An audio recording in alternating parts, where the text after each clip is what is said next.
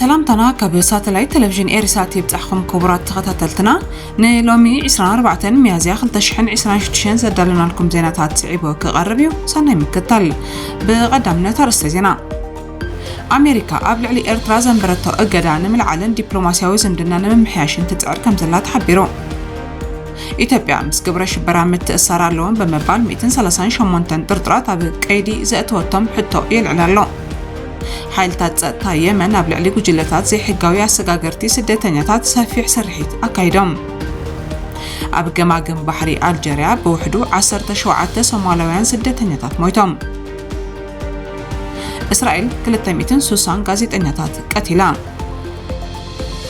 እስራኤልን ሊባኖስን መስርሕ ስምምዕ ተኹሲ ደው መባል ንሰለስተ ሰሙን ኣነውሕን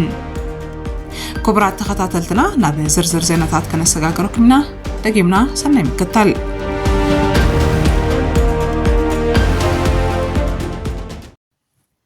أمريكا بلعلي إيرترا زنبرتو أجدان من العالم دبلوماسيوي زمدنا ممحياشن تتعر كم زلات حبيرو أمريكا نتينا عمتات بلعلي إيرترا زنبرتو أجدان من العالم دبلوماسيوي ركب كلتين هاجرات ناب نبور نمملاسن تمرمر كم زلا ذا وول ستريت جورنال بعشران كلتين ميازيا بزرقحو حتى تعملكت إذا سقمتي أمريكا مستي أبقى يحب حرين عبيز خيد زلو سكفتات تابزت أساسر استراتيجيكاوي ميزانان محلاون نتي إيرانن زوباوي مشارختان أبل علي مسمرات نقدي بحري عبو أزخ حدقاتات نممكاتن أبي تتعرض زل أواني زوسر زلهم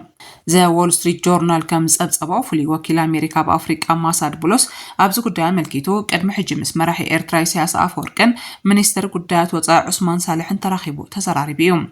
قبت دما أمونغو كلتي أموغن عزر ربن مكياد تداليات ركب ماساد بولوس نمزنو زخون وصاتنياتات سبسلطان ابزهابو مغلصي امريكا نتي اب لعلي ايرتران بيراتو صنحت اجدا كتلعل تنقساس كم زلا ارغاغيصو از دما اكل نايتي ممحدار ترامب دحر 10 عامታት نفلما اوان مستهاجر زلعل درجه دبلوماسيوي زمدناتات ناب نبور مملاس غبرو زلو صعري مخاني غلط يخون امبار اتي مستاب عالم حنتي كابتن ازين عفناوያን هاجرات تباهلات تغلص ايرترا زمدنا ناب نبور مملاس علمو تدالي زلو وطن كابغله سبسلطان أمريكا نقفيتها قطيم ولوم حلاف سليان منستر قدات وطان أمريكا نبر كاميرون هادسن حانتي هاجر اقدان من العالزب قعو تكبرات مست فتسن تراي اتي قبل علي استنبر اقدا كلا على كم زخل بمتكاس ايرتراغن كوم وكم زي قبرتن كاب 9 سلستن جميرة واتهادراويتن ملكاويتن هاجر كوينات غطسل كم زلان مقيتهم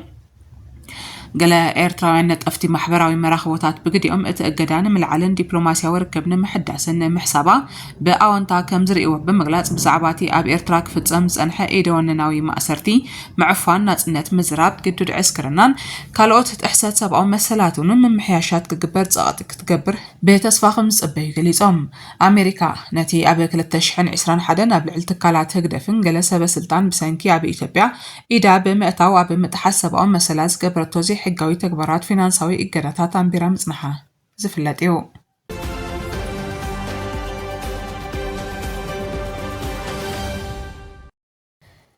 إثيوبيا مسا قبر شبرا متأثر لهم بمبال 238 طرطرات أبي قيدي زأتوتم حتى العلكم زلت حبيرهم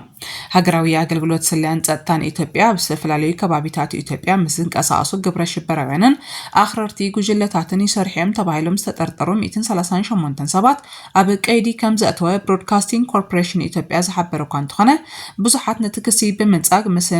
مسمع درفتات تيدافرون كالوت مس بوليتيكاوي قداتن بزتحاز تأثر مخانم إمقوتهم اتهم طرطرات عب مودة بعطقات وهيوتات سلاوي حبريتا مأكابن متقعتي عب مفتزامن كم استساتفو سبسلطان كملو مدكسي تقربة تعمان نتغن بناتعا كالن عبيت فرديك قرب بزي مخالو من بطرطار عيني زرقوم وحدات هايكونون عبت زينان آخرتي جلتات آتوار يونيفورم مسارحتاتن ركبن قربن حويسو فاينانساون لوجستيكاون دقف عب مهاب كم توافروس تتأصب كانت خانة كم ستات زيناتات نبروباغانداوي هالكيلكاز قبر مخانو بسفحو أم محبراوي مراخبوتاتن أبي معلتاوي وقعتات نبرتي استفلاليا كتماتاتن وقصاتات كقربو ترائي مخانو تنصاباتي كنزبهم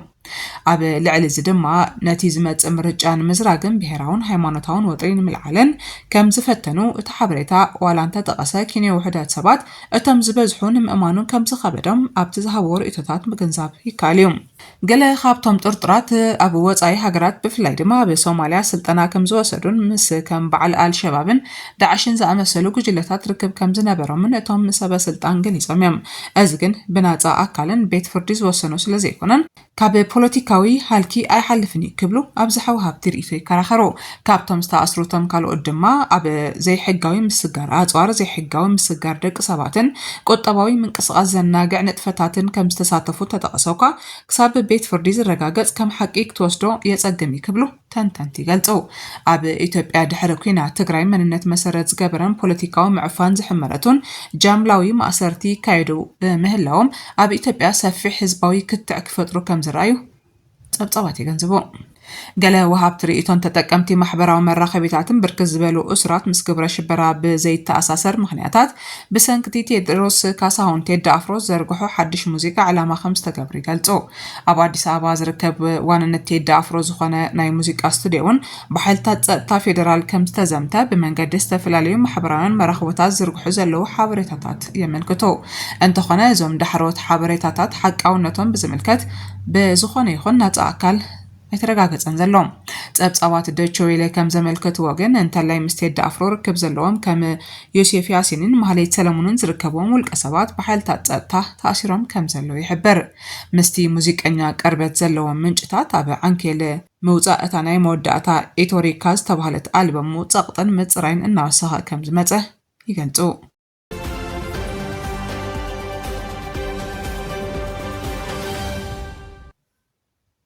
ሓይልታት ጸጥታ የመን ኣብ ልዕሊ ጉጅለታት ዘይሕጋዊ ኣሰጋገርቲ ስደተኛታት ሰፊሕ ስርሒት ኣካይዶም። ኣብ የመን ሓይልታት ጸጥታ ኣውራጃ ኣብያን ከባቢ ኣህዋራ ብምስጋር ዘይሕጋውያን ስደተኛታት ዝነጥፉ መሕዊታትን መርበባትን ዕላማ ብምግባር ሰፊሕ ስርሒት ብምክያድ ሓያሎ ጥርጥራት ኣብ ትሕቲ ቀይዲ ብምእታው ኣብ ዘይሕጋዊ ምስጋር ደቂ ሰባት ዝውዕሉ ኣጽዋርን መካይንን ኣብ ትሕቲ ቀይዲ ከም ዘእተው ማዕከን ዜና የመን ኦንላይን ሎሚ 24 ሚያዝያ ብዘርግሑ ሓበሬታ የመልከት። ኣብ ዝተፈላለዩ ቦታታት ናይቲ ኣውራጃ መንጎ ኣህዱታት ጸጥታን ባእታታት ኮንትሮባንድን ዕጥቃዊ ግጭት ብምፍጣሩ ሓደ ወተሃደር ህጡፅ ሓይልታት ከም ዝቆሰለ ክፍሊ ጸጥታ ኣብያን ዘውፅኦ መግለፂ ይሕብር። እቲ መግለፂ ወሲኹ እቲ ወፍሪ ነጋዶ ስደተኛታት ንምእሳርን ንምግፋዕን ዝጥቀመሉ ግዝያዊ ማዓስከራት ንምፍራስ ከም ዝተዓወተ ሓቢሮም። ሰብ መዚ ቀለልትን ማእከሎትን ኣጽዋር ስደተኛታት ንምጓዓዝ ተመደባ መካይኑን ከም ዝተማርኻ ገሊጾም ኣለው። እቲ ስርሒት ኣብቲ ካብ ነዊሕ እዋን ኣትሒዙ ዘይስሩዕ መስመራት ስደት ከም መተሓላለፊ ነቑጣታት ክጥቀምሉ ዝጸንሑ ገማገም ባሕሪ ኣብያን ዘይሕጋዊ ምስጋር ደቂ ሰባት ንምምካትን ጸጥታን ንምምላስን ዝካየድ ዘሎ ጻዕርታት ዘንጸባርቕ ምዃኑ ሰበስልጣን እቲ ሃገር ኣስሚሮም ኣለው።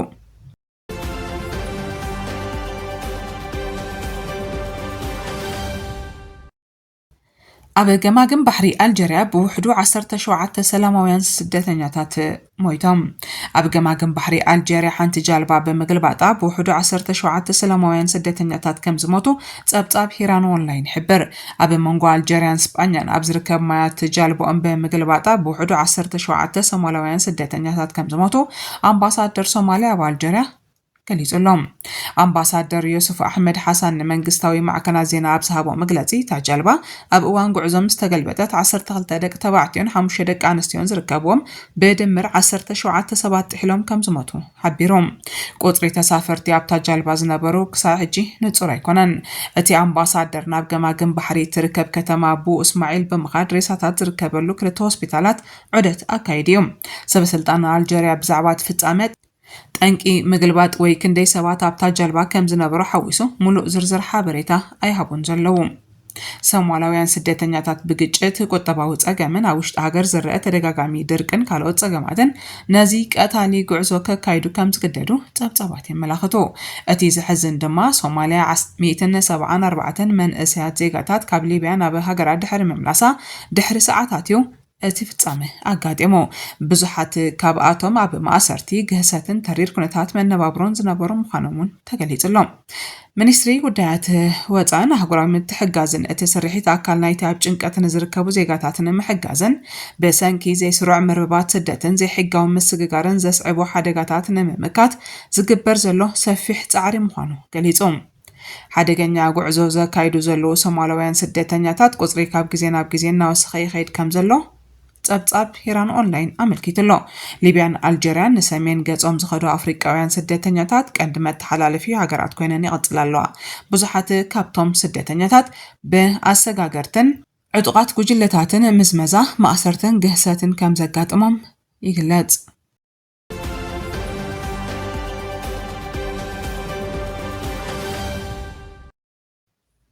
እስራኤል 260 ጋዜጠኛታት ቀቲላ እስራኤል ኣብ ጋዛ ሊባኖስ የመንን ኢራንን 260 ጋዜጠኛታት ከም ዝቐተለት ንጸብጻብ CPJ ብምጥቃስ መርበብ ሓበሬታ ኢልፒያስ ይሕብር ኣብ ዝቐረባ መዓልታት ብእስራኤል ዝተቐትለት ጓል 43 ዓመት ጋዜጠኛ ኣማል ካሊል ዝተባህለት ሊባኖሳዊ ሪፖርተር ማዕከን ዜና ኣልኣኽባር ሓዊሱ ቁጽሪ ናይቶም ብሰራዊት እስራኤል ኣብ ዝሓለፈ 7 ሳምንታት ኣብ ሊባኖስ ዝተቐተሉ ጋዜጠኛታት ናብ 9 ክብ ከም ዝበለ ኮሚቴ ሓለዋ ጋዜጠኛታት ሓቢሩሎ ቅትለት ናይታ ሪፖርተር ዘጋጠመ ሊባኖስን እስራኤልን ተኽሲ ደው ንምባል 10 መዓልቲ ስምምዕ ኣብ ዘካየዳሉ እዋን እዩ ካብ 7 ጥቅምቲ 2023 ጀሚሩ ኣብ ጋዛን ኢራንን ብዝተኻየደ ኩናት ኣብ ግቡዕ ዕለታዊ ስራሕቶም እናሃለዉ ዝተቐትሉ ጋዜጠኛታት ናብ 264 ክብ ከም ዝበለ እቲ ትካል ሓቢሮም بمسارات ጸብጻበት ትካል ካብቶም 264 ነቶም 260 በእስራኤል ከም ዝተቐትሉ ይሕበር መብዛሕትኦም ግዳያት ኣብ ጋዛ ዝርከቡ ፍልስጤማውያን ጋዜጠኛታት እኳ እንትኾኑ እቲ ቁጽሪ ኣብ ዝሓለፈ 2 ዓመትን ፈረቐን ኣብ የመን 31 ኣብ ሊባኖስ 15 ኣብ ኢራን ድማ 4 ጋዜጠኛታትን ዘጠቓለለ ከም ዝኾነ ጸብጻብ CPJ ኣመልኪትሎ ካብ ወርሒ ጥቅምቲ 2023 ጀሚሩ ኣብ ሊባኖስ ተቐትሉ ወኪላት ማዕከናት ዜና 27 ከም ዝበጽሑ ጸብጻብ ኣዳለውቲ ፕረስ ሊባኖስ ሲንዲኬት ይሕብሮም ሊባኖስ ብሞት ከሊል ገና ኣብ ስምባዳ ኣብ ትርከበሉ እዋን ቤይሩት ነቲ መጥቃዕቲ እስራኤል ከም ገበን ኩናት ኣብ ግምት ብምእታው ኣህጉራዊ ፍትሒ ከም ትደሊ ኣፍሊጣላ ኮሚቴ ሓለዋ ጋዜጠኛታት CPJ ጉዳያት ጋዜጠኛታት ኣብ 92 ምስናድ ካብ ዝጀመር ንድሓር 2024ን 2025ን ኣብ መላ ዓለም ጋዜጠኛታት ቀተልቲ ዓመታት ኢሉ ሰኒዶን ኣሎ ኣብ ክልቲኡ ዓመታት እስራኤል 70 ሚእታዊት ካብቶም ዝተመዝገቡ ሞት ተሓታቲት ምዃና እቲ ትካል ይጠቅስ ብዘይካቶም 264 ጋዜጠኛታት ዝተቐትሉ 174 ዝቆሰሉ ጋዜጠኛታት ከም ዝመዝገበን ኩናት ጋዛ ካብ ዝጀመር ድማ 106 ጋዜጠኛታት ኣብ ቤት ማእሰርቲ ከም ዘለውን ሓቢሩ